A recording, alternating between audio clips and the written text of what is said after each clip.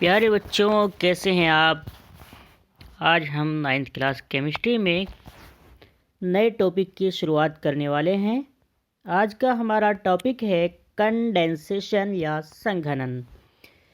Condensation उस प्रक्रिया को कहा जाता है जब कोई पदार्थ वाष्पशील अवस्था में होता है और हम उसे ठंडा करते हैं और ठंडा करने से वह वाष्पशील पदार्थ द्रव अवस्था में परिवर्तित हो जाता है। तो इस प्रोसेस को हम संघनन कहते हैं, अर्थात इसको हम कंडेंसेशन के नाम से जानते हैं।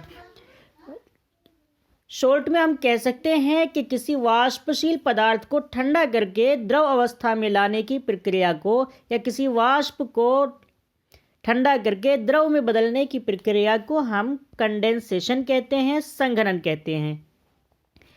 संघनन का उदाहरण हम सबसे अच्छा और सबसे आसान उदाहरण हमारे सामने है, जिसको हम इस प्रकार समझ सकते हैं कि हम जब बर्तन में ठंडा पानी लेते हैं या बर्फ़ का पानी लेते हैं तो उसमें बाहर की तरफ बर्तन में हमें छोटी छोटी जल की बूंदें दिखाई देनी शुरू हो जाती हैं। ये बूंदें कहाँ से आती हैं, इसको हम समझने के लिए इस विधि का इस्तेमाल करेंगे। कंडेंसेशन यहाँ पर होता है। और कंडेंसेशन कैसे होगा, हम जानते हैं कि वायु के अंदर जलवाष्प पाई जाती है, जो नमी के रूप में होती है वायु में। वो जलवाष्प हमेशा पाई जाती है, कुछ ना कुछ मात्रा में वायु के अंदर जलवाष्प मिलती है। तो जब यह जलवाष्प उस बर्तन की दीवार से टकराती है, जिस बर्तन के अंदर हमने ठंडा पानी रखा है या कोई ठंडी चीज़ रखी हुई है, तो जैसे ही उस बर्तन से वो वायु टकराती है तो वायु के अंदर जो जलवाष्प है वो संघनित हो जाती है, अर्थात वो ठंडी हो जाती है, जिसकी वजह से जलवाष्प छोटी छोटी बूंदों के रूप में दिखाई देती है। और यह जल की बूंदें ही किसकी वजह से हुई हैं? कंडेंसेशन की वजह से, संघनन की वजह से। तो किसी वाष्पशील पदार्थ को तापमान घटाकर जब एकदम ठंडा किया जाता है तो वो वाष्प से परिवर्तित हो जाता है द्रव के रूप में। और वाष्प को द्रव में परिवर्तित करने की जो प्रोसेस है तापमान घटाकर के, इसी को हम संघनन कहेंगे, कंडेंसेशन कहेंगे। हम पिछली वीडियो में क्वेथन के बारे में पढ़ चुके हैं कि क्वेथन वह प्रक्रिया है जिसमें किसी द्रव पदार्थ को गर्म करके उबाला जाता है और उबालने से वो वाष्प के रूप में वायुमंडल में परिवर्तित होता रहता है। तो उबालने पर जब कोई पदार्थ वाष्प में बदलता है तो उबलने की प्रक्रिया को हम क्वेथन कहते हैं। क्वेथन में कोई भी द्रव पदार्थ तेज़ी से वाष्प में परिवर्तित होता है और जब उस वाष्प को हम ठंडा करेंगे तो वह प्रक्रिया संघनन कहलाती है। अगर हम क्वेथन और वाष्पन दोनों प्रक्रियाएं अल्टरनेटली करें, अर्थात पहले क्वेथन की प्रक्रिया की जाए और उसके बाद उस क्वेथन से बनने वाली भाप को ठंडा किया जाए, अर्थात उसका क्वेथन किया जाए, तो संघनन किया जाए, तो क्वेथन और संघनन दोनों संयुक्त रूप से आसवन कहलाती हैं। अर्थात जब हम किसी पदार्थ को पहले उबालते हैं, उबाल करके वाष्पशील अवस्था में लाते हैं और उस वाष्पशील अवस्था से फिर दोबारा से उस वाष्प को हम ठंडा करते हैं और ठंडा करने से वह द्रव अवस्था में आता है, तो द्रव अवस्था में लाना संघनन और गर्म करना, उसको उबालना होता है क्वेथन। तो क्वेथन और संघनन जब एक साथ कराया जाए तो उस प्रक्रिया को आसवन कहते हैं। अर्थात इस तरह से शॉर्ट में हम कह सकते हैं कि किसी पदार्थ से अशुद्धियों को दूर करने के लिए, अगर किसी पदार्थ में कोई अशुद्धि है तो उस पदार्थ को हम पहले वाष्पीकृत करेंगे। तो वाष्पीकृत अवस्था में जो पदार्थ हमें मिलता है वो कंप्लीटली प्योर सब्सटेंस होगा, शुद्ध होता है। तो ये शुद्ध पदार्थ जब हम प्राप्त करेंगे तो पहले उसको हम वाष्पशील अवस्था में लाएंगे, उसका क्वेथन होगा, वाष्पन होगा, और फिर उस वाष्पन से प्राप्त वाष्प को हम ठंडा करेंगे। तो ठंडा करने से जो हमें द्रव रूप में प्राप्त होता है उसको हम आसुत पदार्थ कहते हैं और इस प्रक्रिया को आसवन कहते हैं। तो किसी पदार्थ को अशुद्धि को दूर करने के लिए उसे गर्म करके वाष्प अवस्था में बदलना, फिर उस वाष्प को ठंडा करके दूसरे बर्तन में इकट्ठा कर लेना आसवन प्रक्रिया कहलाती है। और आसवन प्रक्रिया में जो पदार्थ हमें प्राप्त होते हैं उसको हम आसुत पदार्थ कहते हैं या डिस्टिल्ड मटेरियल कहते हैं, डिस्टिल्ड लिक्विड कहते हैं। अगर पानी की हम बात करें, पानी के अंदर कुछ अशुद्धि मिली हुई है या कोई दूसरा पदार्थ मिला हुआ है तो पानी को 100 डिग्री पर उबाल करके हम वाष्प में बदल सकते हैं। 100 डिग्री सेल्सियस पर गर्म करेंगे तो पानी बदल जाता है वाष्प में।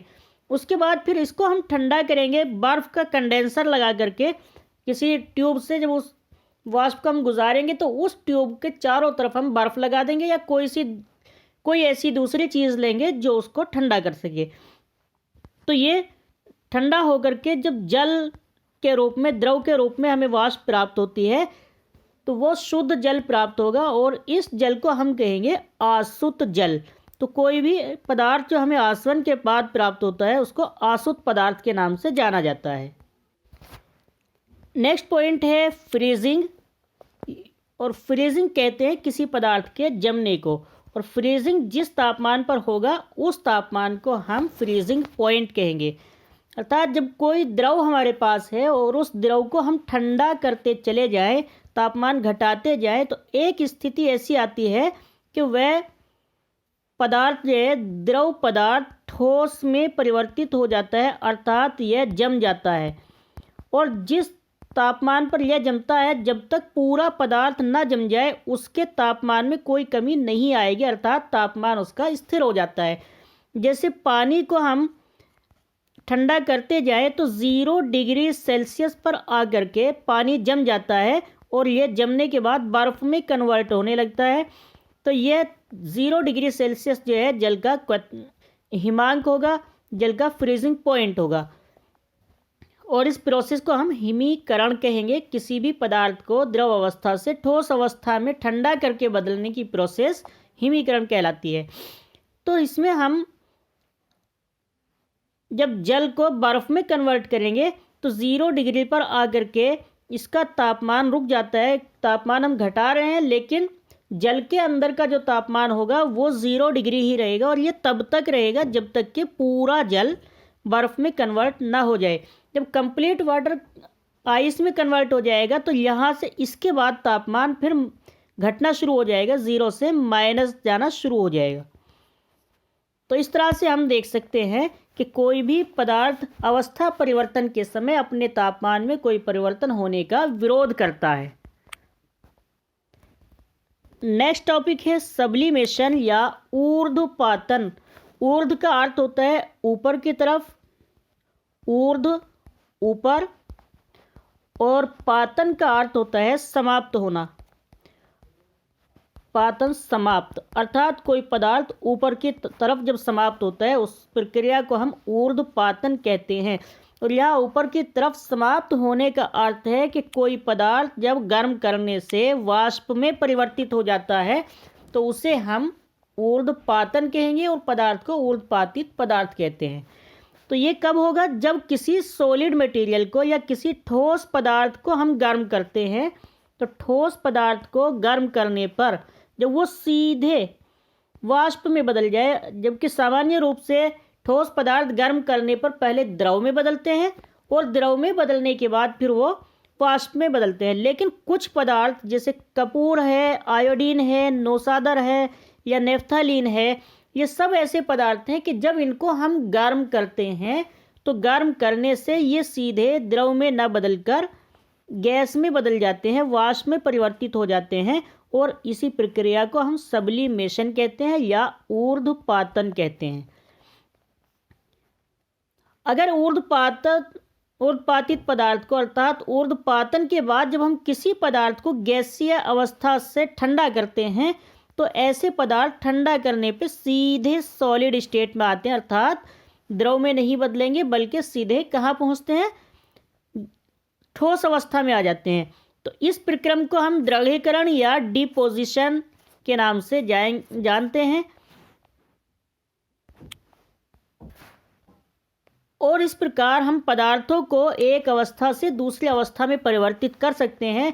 ये प्रोसेस सामान्य रूप से हम पदार्थों को अशुद्धियाँ दूर करने के लिए या एक से अधिक पदार्थ अगर एक साथ मिले हों तो विभिन्न विधियों को हम एक साथ प्रयोग करके पदार्थों को अलग कर सकते हैं। जैसे हमारे पास जल है और जल के अंदर हमने कॉमन साल्ट मिला दिया है, साधारण नमक मिला दिया है, लेकिन हमें मिलाना नहीं था, गलती से वो मिल गया है। तो अब हमें नमक भी वापस लेना है और जल भी वापस लेना है।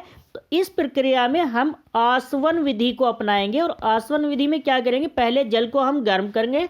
गर्म करने से वह विलयन से जल जो है वाष्प के रूप में परिवर्तित हो जाएगा और कॉमन साल्ट साधारण नमक उसमें नीचे की तरफ बचा रहेगा। तो इस प्रक्रिया में हमें आसवन विधि से फिर जल को जो हमने भाप बनाई है उसे ठंडा करके एक तरफ इकट्ठा कर लेंगे और बर्तन के अंदर जो पहला बर्तन था उसमें हमें नमक प्राप्त होगा। तो जब दो पदार्थ जिनके क्वथनांक या गलनांक में अधिक अंतर होता है उस विधि में हम उनको अलग करने के लिए आसवन का प्रयोग करते हैं। और मान लीजिए अगर हमारे पास ऐसे पदार्थ हैं कि एक ऊर्ध्वपातन द्वारा अलग हो सकता है, अर्थात किसी पदार्थ का हम ऊर्ध्वपातन कर सकते हैं और दूसरे का ऊर्ध्वपातन नहीं होता, तो इस अवस्था में भी हम दोनों पदार्थों को अलग करने के लिए ऊर्ध्वपातन का प्रयोग करते हैं। जैसे हमारे पास नमक है और नौसादर है। नमक और नौसादर दोनों के पाउडर फॉर्म है और एक साथ मिल गए हैं, लेकिन हमें अलग करना है, उनको एक साथ हमें यूज़ नहीं करना था। तो उस प्रक्रिया में हम ऊर्ध्वपातन प्रक्रिया अपनाते हैं। तो ऊर्ध्वपातन में क्या करेंगे, जो अमोनियम क्लोराइड है, नौसादर है, यह ऊर्ध्वपातनीय होता है, जबकि नमक ऊर्ध्वपातनीय नहीं होता है।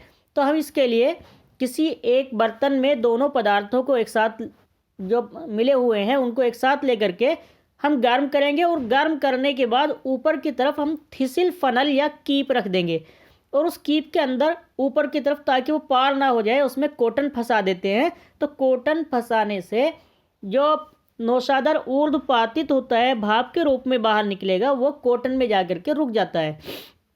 और इस तरह से हम नमक और नौसादर को अलग कर सकते हैं। तो इसी प्रकार से ये विभिन्न प्रकार की जो विधियां हैं इनको हम अवस्था परिवर्तित करके एक पदार्थ से दूसरे पदार्थ को अलग कर सकते हैं, या किसी पदार्थ के अंदर अशुद्धियाँ हैं तो उसको शुद्ध कर सकते हैं। और ये विधियाँ हमारे दैनिक जीवन में काफ़ी उपयोगी होती हैं। तो आज के लिए सिर्फ इतना ही। बाकी नेक्स्ट वीडियो में हम इससे संबंधित और जानकारियों का अध्ययन करेंगे।